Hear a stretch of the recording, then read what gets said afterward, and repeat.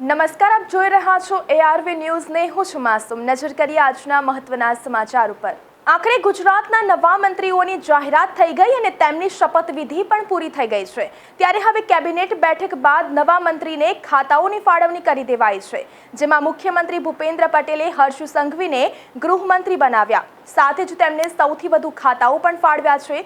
ત્યારે નાયબ મુખ્યમંત્રી બનતા જ નાયબ મુખ્યમંત્રી હર્ષ સંઘવીએ લોકોને અપીલ કરી છે પોતાની અભિનંદન અને શુભકામનાના તેમજ હોર્ડિંગ્સ ના લગાવવા માટે લોકોને અપીલ કરી છે। સાથે જ તેના બદલે સામાજિક સેવાઓ અને જરૂરિયાતમંદ લોકોને મદદ કરવા અપીલ કરી છે। તેમના જીવનમાં પણ પ્રકાશ ફેલાવવા અપીલ કરી છે।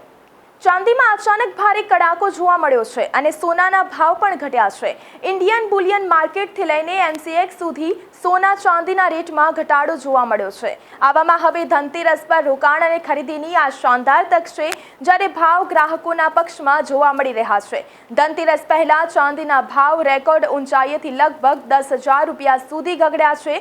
વાયદા બજારમાં ચાંદીએ 1,70,415 પ્રતિ કિલોગ્રામનો રેકોર્ડ બનાવ્યો હતો, પરંતુ ત્યારબાદ તેમાં મોટો કડાકો જોવા મળ્યો, જ્યારે સોનાના ભાવ પણ પોતાના હાઈ સ્તરથી લગભગ 4,000 સુધી નીચે આવી ચૂક્યો છે। દિવાળી અને બેસતા વર્ષના દિવસે ગુજરાતના કેટલાક સ્થળોએ વરસાદની સંભાવના છે। ગુજરાતમાં દિવાળીના તહેવારમાં હળવાથી મધ્યમ વરસાદ વરસી શકે છે। હવામાન વિભાગે આગામી 20 ઓક્ટોબરથી 22 ઓક્ટોબર સુધી દક્ષિણ ગુજરાતના છૂટાછવાયા સ્થળોએ વરસાદને લઈને આગાહી કરી છે। રાજ્યમાં ચોમાસાની વિદાય સમયે વરસાદી માહોલ જોવા મળી રહ્યો છે। જોકે હવામાનની ભાષામાં તેને પોસ્ટ મોન્સૂન એક્ટિવિટી કહેવાય છે। સુરતના જિલ્લામાં વાતાવરણમાં પલટો આવતા માંડવી સહિતના વિસ્તારોમાં હળવો વરસાદ થયો હતો।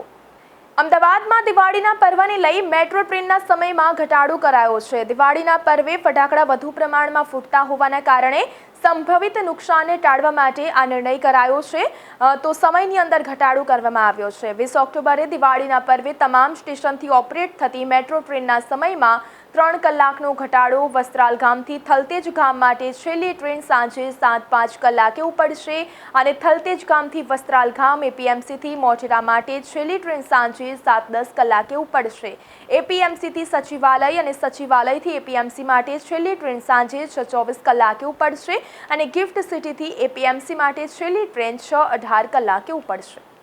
સુરતથી દિવાળીમાં વતન જવા માટે મુસાફરોની ભીડ જામી છે। ઉધના રેલવે સ્ટેશન બહાર 1.5 કિલોમીટર સુધીની લાઇન મુસાફરોએ લગાવી છે। દિવાળીની રજામાં યુપી બિહાર જવા નીકળ્યા છે મુસાફરો અને રેલવે તરફથી 12 જેટલી વધારાની ટ્રેન દોડાવાઈ છે। વતન જવા માટે હજારોની સંખ્યામાં મુસાફરો ઉધના રેલવે સ્ટેશનથી ઉત્તર પ્રદેશ, બિહાર અને ઝારખંડની 7 ટ્રેન મારફતે અંદાજિત 11,000 મુસાફરો માદરે વતન ગયા હતા। આ સાથે જ 70,000 પરપ્રાંતિઓએ વતનની વાટ પકડી છે। 2 દિવસ અગાઉ 7,000 જેટલા મુસાફરોએ જનરલ ટિકિટ પર બિહાર અને ઉત્તર પ્રદેશની યાત્રા શરૂ કરી હતી, જેમાંથી મોબાઈલ તેમજ ટિકિટિંગની સંખ્યા 3,000 છે, એટલે કે ક્લાર્ક દ્વારા 3,000 મુસાફરોને પ્લેટફોર્મ પર અને હોલ્ડિંગ એરિયામાં ટિકિટ આપવામાં આવી હતી।